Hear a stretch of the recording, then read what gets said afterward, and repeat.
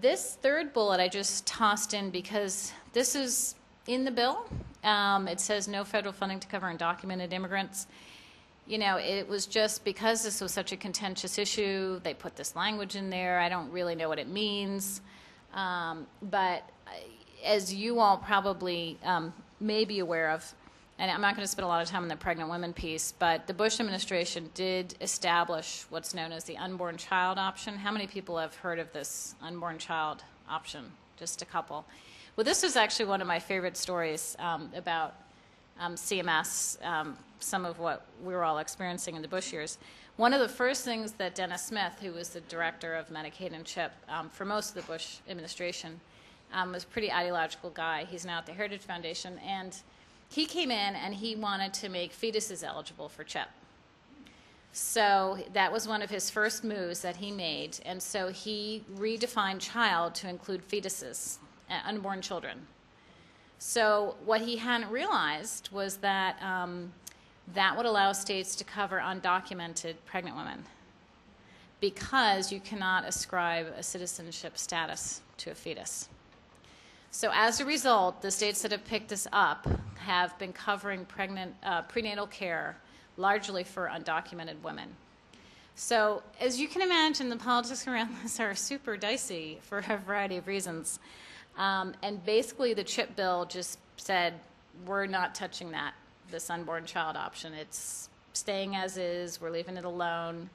You know, I know the states where this is happening, there's been a lot of discussion between the women's groups and the immigrant groups, and so it says no federal funding to cover undocumented immigrants, but it didn't touch the unborn child option. So as a practical matter, some states are using CHIP dollars to provide prenatal care to undocumented pregnant women. Of course, we still have emergency Medicaid, which, as many of you know, you can use for undocumented immigrants. So, and then the last bullet is just a reminder that if a state were to pick this option up, remember the map with the 18 states that are covering those kids using their own money? One would assume they're going to pick up the federal money now because they can just straight in substitute federal money for their state dollars. So if you're in one of those states, some folks have started talking about, well, like New Jersey, for example, they don't cover undocumented children. So let's try to get them to transfer those state funds to cover undocumented children, since they're going to be getting savings now with the federal dollars coming in. So it's just a thought. If you were in a state that's covering right now with their own funds legal kids but not undocumented kids, maybe this might be the little push when you have the additional federal dollars come in to expand, get them to cover those kids. So what does lawfully residing mean? Well, this is where I call my friends the National Immigration Law Center, because this is way beyond me. But it is a broader term than qualified immigrant, which is the term that we previously had in the statute that applied to the 5-year bar. And so it was intended to be broader than qualified immigrant. What it actually will be in practice, we don't know yet. And we don't have appointees yet at CMS, which is the agency that administers Medicaid and CHIP. They're going to have to do the work of issuing guidance on this and telling states how broad can this definition of lawfully residing be. And I know there are states that have pretty wide variation in their definition. Massachusetts has been named to us as a state that has a pretty broad definition of lawfully residing, whereas New Mexico has a very narrow one. So where they come out on this is unclear. States will all have to use the same definition. So whereas right now they've been using different definitions because they're not getting federal money, they're going to have to use the same definition. So it's a little bit of a balancing question, because we don't want to deter states from picking up this option by making it too broad.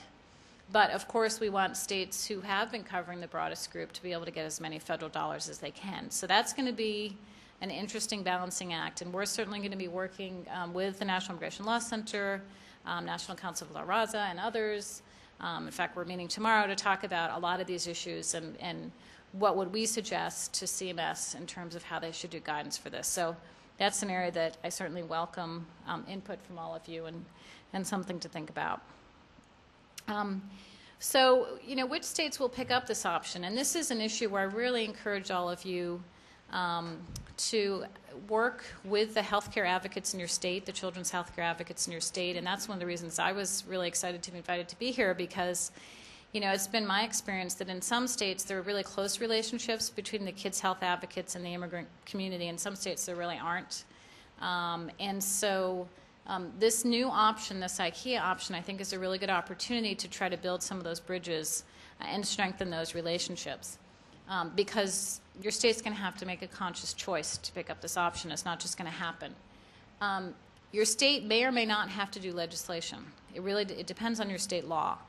They can do this by submitting what's called a state plan amendment. So they may not have to do legislation. And frankly, some of the states may prefer to do it pretty quietly and just submit the state plan amendment. So we expect the states with the so-called replacement programs, those are the ones who've been paying for it with their own money, to pick up the option. The only one that's been raised as a question mark so far to us is Connecticut. The governor had proposed cutting off all of those folks from their state-funded program this year as part of her budget cuts. And you still have to put up your state matching dollar, even if you're getting the federal matching dollar. But since all of them are paying 100% of the cost now, generally speaking, we would expect that they're going to pick this up. Now, states that don't have, currently are not paying for those kids, we've been trying to think about, and again, I'd love your thoughts if you think your state might be interested in picking up this option. There's a handful, and probably the most surprising was Utah. Utah actually had a bill that went through both the House and the Senate this legislative session. It died in the waning hours of the session. And folks there think it was really just because time ran out. I mean, it passed both Republican House and the Senate. They hadn't funded it yet, but it had passed, and the governor had indicated that he was supportive. So I think next year in Utah, they're in a really great position to make a good run of it if they can pay for it. Not the state that you would necessarily think of as first on the list, but that was great. There are a few other states. Colorado legislation has been introduced that apparently the governor is supportive of this. And Wisconsin, I know there are discussions again there. I think they may want to do it without legislation. So those are the few that we've heard of, but it would be a great thing to check in once you've identified where on the map you sit to try to figure out if your state is moving forward with this. Okay, so now I'm going to get to the big enchilada, but you know what? The thing is that I'm certainly cautiously optimistic about healthcare reform. I actually started, when I switched from homelessness to healthcare, I made the move because I was really frustrated with the kind of emergency response to homelessness, and it was 1994, and I thought, oh, this is great. We're going to have this huge system-wide change, and then I came over and crash bang, it all went down the toilet. So I'm a little bit, I get nervous about it, and I'm still nervous about it, but I will say there is a lot of momentum. And it's really a fascinating time to be watching this. And you heard, from Representative Schakowsky's staffer, I mean, it really is a huge issue right now on the Hill. We'll talk a little bit more about that in a minute. But, I think what we've been saying to folks is that states still need to move forward, because not only do we not know exactly what's going to happen, we know that they're going to, it'll take a couple years to implement. So there's no reason for states not to lose the momentum that we have right now to expand coverage for kids.